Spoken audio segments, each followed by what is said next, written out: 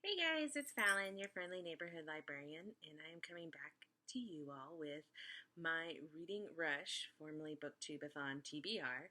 I'm filming this kind of late at night because I just randomly decided I was going to do this. So, this is going to be a real quick TBR video. I just wanted to kind of show the books that I'm really excited to read and get this out there. So, if you're not familiar with the Reading Rush, it is a read-a-thon that is done from July 22nd to the 28th. So, at the end of this month, you still have time to get involved. Do it because you know you want to. And join me and, talk to me about some of these books that I'm going to read. And a lot of these are ones that I've just been super excited to read and haven't had the time to do. So, real quick, the site is going to be linked below in the description for the Reading Rush, and the challenges are pretty not even intense this year. I think they're pretty easy. So the first one is read a book with purple on cover, and if I'm looking away, it's because I'm looking at the list out here. I have all my books stacked, ready to go. But the first one is read a book with purple on the cover, and I am going to be reading There's Something About Sweetie that I keep putting off. I'm part of Book of the Month. I've had it for a couple of months now. I'm excited to get to it. It is by Zendaya Menon, and it is the third one that she's written. Third one that she's written. And the first one was When Dimple Met Rishi, and the second one was From Twinkle with Love, and then this is There's Something About Sweetie, and I'm excited to read this one.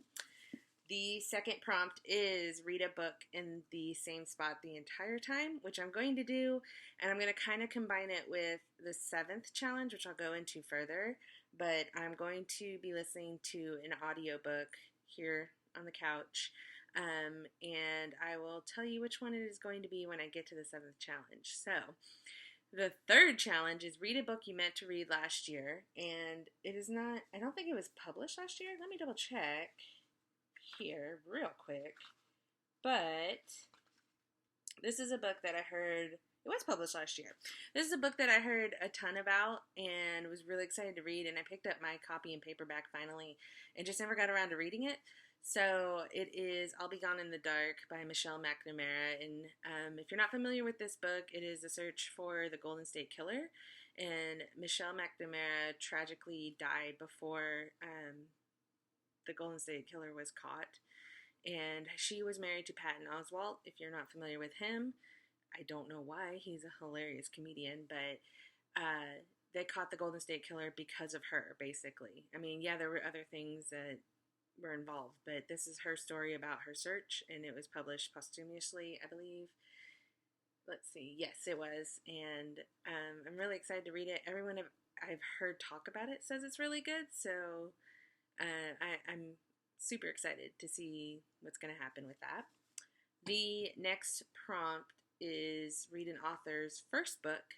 I almost chose this one for number 5, which is read a book with a non-human main character, but then I read the synopsis and the animal on the cover is not the main character.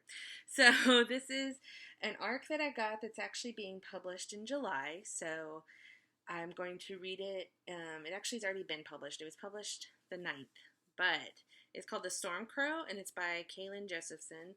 I got this from Sourcebooks. The imprint is Sourcebooks Fire.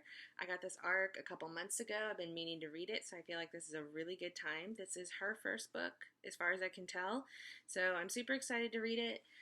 It looks like it's basically just like a magic princess story, but with crows. But everything that I keep reading on it is Aragon meets Andi Darkin, and I actually loved Andi Darkin. The other books in the series are a little much for me. Like, there's a lot of not even high fantasy. It's like high historical fantasy in the Andi Darkin series.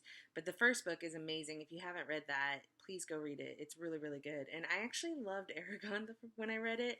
I think if I reread it now, I'd be a little bit too old for it. But it gets a lot of flack. And I don't think it's that bad of a book. I mean, it was written by like a 16-year-old. And the movie was awful. Like, awful.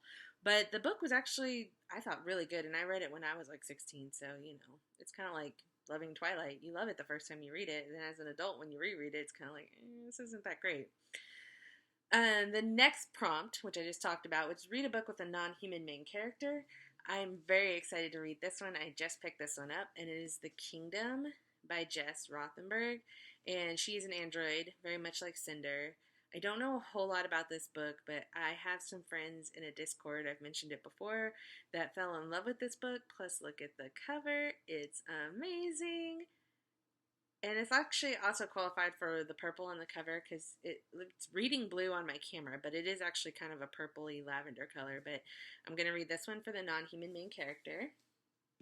The sixth thing is pick a book that has 5 or more words in the title. I think almost everybody I know doing this tag is doing this one, but it's Daisy Jones and the Six. Y'all know I love The Seven Husbands of Evelyn Hugo. Same author, Taylor Jenkins Reid. I actually speed read her other 2 books that she's written. They're amazing too. I love them, not as much as I loved Evelyn Hugo, but like, Evelyn Hugo is a pure perfection book. I will always love that book. I will always defend it. It's amazing. So finally we come to our last prompt, which is read and watch a movie adaptation. So I'm going to listen to the audio of The Miseducation of Cameron Post. I have read the book, actually read the book for library school, which is really cool. I had this great class on YA literature, and it made me want to become a youth librarian and a YA librarian. I'll have to go into that in another video, but there's a lot with the YA genre that I think gets ignored in the history of the YA genre. And just seeing it develop firsthand from when I was a kid and reading, like, I don't even know. What did I read as a teenager? Like Caroline B. Cooney books and like some Sweet Valley High and stuff like that, to what it's become now, where it's like there's so much variety. And a lot of what I read is YA, and as I'm getting older, I'm getting more into adult books like Daisy Jones and the Six. But you know, like, it's fascinating to me to watch this genre develop as much as it has, because you have to remember, like, I'm in my mid-30s, and back in the 90s, like, there wasn't as much variety in YA. A lot of stuff you read as a teen was more adult, like a V.C. Andrews kind of thing. And don't get me wrong, Flowers in the Attic was my jam back then, but it's far more disturbing than you actually think. So what I'm going to do is I'm going to combine 2 and 7, listen to the audiobook here on the couch, and then watch the movie, which I actually own a copy of. I've actually read both. I've read the book and I have watched the movie. So I'm familiar with both of them, and it's kind of a cop-out to do that. But I don't think I've ever listened to the audiobook, and I've heard good things about the audiobook, so I'm excited to listen to it. And it's just a very, like, hard-hitting LGBT story in conversion camps. And if you haven't read it, there's a reason it won the award that year. I believe it's the Prince honor. I'm not entirely sure off the top of my head. I should have prepared more for this video, but I just got it in me to film one real quick. I'm going away for the weekend with my fiance, so I'm not going to have a lot of time to film one this weekend. So, yeah, I highly recommend Miseducation of Cameron Post if you are at all interested in LGBT literature. And that has been my running theme this year. I've actually read a lot of diverse fiction, and I'm super excited for myself. But I'll do a wrap-up at the end of the year of all the ones that I read, all the ones that were good, all the ones that were bad. But yeah, so that is my TBR for Reading Rush. I will link the site down below. I'll list all of the books that I've mentioned here. And as always, please like, subscribe, talk to me in the comments. I love that I'm getting some conversation, and I'm so excited, you guys. Like, I've hit double digits on YouTube subscribers. I never thought that was going to be possible. I really honestly thought I was going to be making these videos and just talking into the abyss. So the fact that I have 12 subscribers now, I know it's not a big deal. Like, there's people with like 12 million subscribers, but it just means a lot to me that you guys have subscribed. I hope that you guys are watching the video. I've had some conversations with people in the comments, and it's making me really happy, and I'm so excited to do this read-a-thon. I hope you guys join. Please go to the site. It's awesome. They've done a really good job on it. And that's all for now. I hope you guys all had a great 4th of July, and I hope you guys have a great rest of the July. So I'll see you later. Bye!